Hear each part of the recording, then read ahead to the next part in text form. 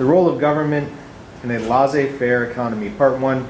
In what ways did the federal government promote the American economy during a laissez-faire era? Well, there are 5 factors of production that we consider when we talk about economic growth. One is land, which is your natural resources. The second is labor, which is human resources. Capital, which is those permanent fixtures that are not destroyed in making up a product. Technology is the method or the ways of making a product, and the entrepreneurship, which is these are people that risk their capital in order to make a new product. During and after the Civil War, the United States entered a period of economic boom that was brought on in large part by government action. It's a misconception that the government interference often hurts business and that government should be laissez-faire, which means hands-off in the economy.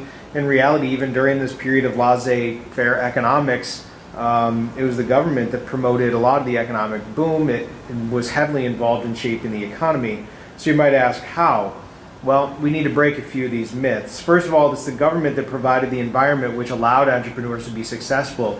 And while American individualism is incredibly important, it's important to have those entrepreneurs, but oftentimes we give a little bit too much credit to somebody like Edison or a Carnegie because that American individual effort was insufficient to build the modern industrial state of the late 19th and 20th centuries. It was government, here's a few examples, it was government action that aided in the development of the industrial economy with Hamilton, going all the way back to the American Revolution era. Hamilton was the one that spurred on the efforts for a national bank, which provided money in the form of capital for new businesses. And the bank also helped regulate lending practices. It was Hamilton in the founding of the country, the constitutional era, that suggested and pushed for a tariff. One as a way to raise revenue, but more importantly, he wanted to protect those young infant industries, those American industries, from competition with foreign countries.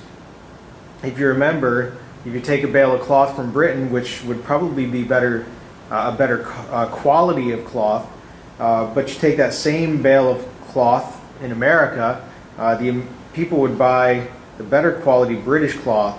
So what you want to do is provide a tariff, in this case a 25% tariff, which would be $1, and then you take that cloth, and when it comes here in the United States, the British manufacturer has to add $1 to the price, making it a $5 roll of cloth. Therefore, people would buy the cheaper American product because we're a frugal people, and that helps for an industry. This is going to be a policy that's going to be in place well into the 1900s and all the way up until past the Great Depression. Again, allowing American corporations access to a market without competition from foreign products. More government actions. It was the government that paid for and promoted westward expansion, both by the way of purchasing Louisiana territories or by treaty with Oregon or by war, an American-sponsored war with Mexico. Westward expansion opened up all those vast mineral resources like oil and silver and gold and coal that was needed for those Gilded Age wealthy businessmen to exploit in order to become wealthy. So it's government money that was used to get them there. It was a government that removed Native Americans using the cavalry. We'll get more about that in a different section. Government helped support the growth of business by upholding sanctity of contract law, which means that even the government can't break a contract once it's in place. The government also created patent law, which means that inventors could now make money off of their ideas. This is the patent for Edison's light bulb. If it wasn't for Edison patenting a light bulb, he probably wouldn't have made any money off of it. In fact, other people actually patented other versions of the light bulb. It was just that he got his first, so therefore he's given credit and he got most of the money for it. So people can start making money off of their new technologies. There's also new technology from the era, which includes the steam engine, which was helped lead to better transportation. It's the government that's going to help promote the development of things like the Transcontinental Railroad, which means a larger and a more national marketplace.